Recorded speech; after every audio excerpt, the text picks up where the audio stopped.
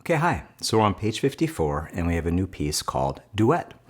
So this duet is going to use the C major scale throughout. That's why we introduced it on pages 52, 53.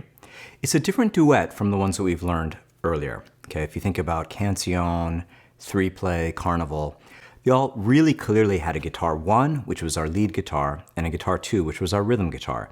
This is more of a true duet where they're pretty much both lead guitar throughout. There's a little phrase where one plays bass and one plays melody, and then vice versa. But other than that, they're both lead guitar. First thing, make sure that you go through and say the note names, and none of these note names make you think or throw you. If they do, just review a little bit and go through and say the note names. Don't write all the note names in. Let's take an overview beyond that as far as looking at the form. So, we're in common time. We have 4 systems of music. We have a first and second ending, and notice that our first ending does not go back to the very beginning of the piece, but it goes back to the beginning of measure 2.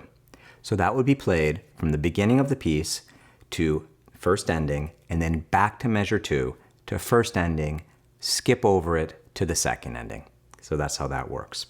You'll notice that guitar 1 starts with an 8th note rest. So when you're feeling that phrase, you're going to hear the downbeat of guitar 2 on the downbeat of 1, but if you're practicing this by yourself, make sure that you feel that as an offbeat and not as a downbeat. So you're going to feel 1 and 2. That's how you're going to feel that.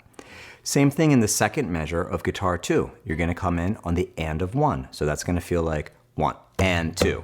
Again, you'll hear the B whole note in the second measure of guitar 1 to orient you to where the downbeat is when you're playing it as a duet.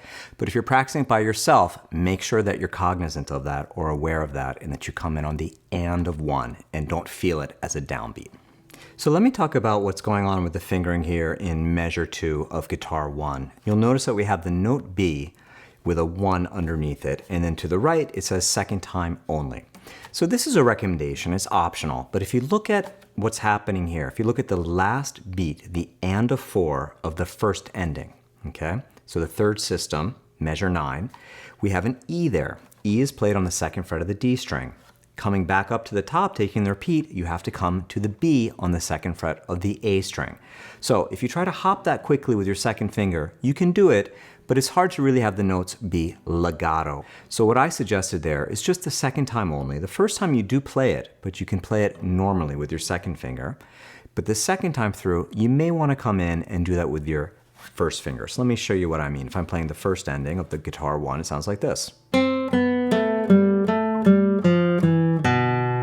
Okay, so nice and easy.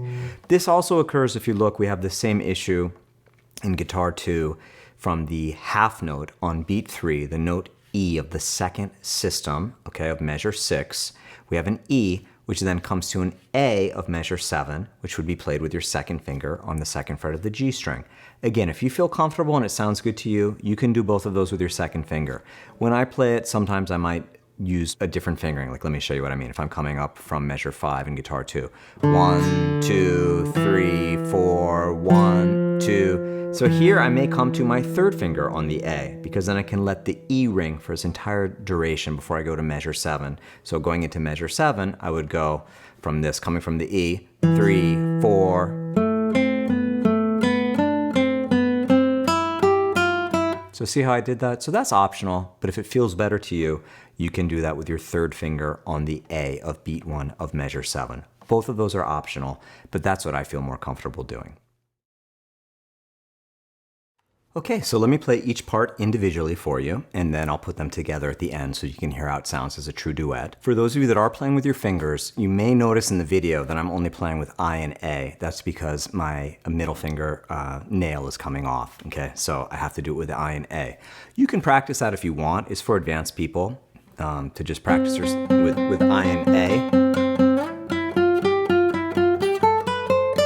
It's definitely harder. It takes a little while to get used to, but a lot of guitarists recommend practicing that anyway if you're really into playing with classical guitar technique to strengthen your A finger. Okay, so you should be playing your scales with M, A, I, M, IA, all those different combinations. If you've ever heard of the Segovia scales, he talks about that. So if you're playing with I and M, just keep doing that and don't be thrown off by you see me in the video doing I and A. Okay, so let me start out with guitar 1, and I've got the metronome at about 75.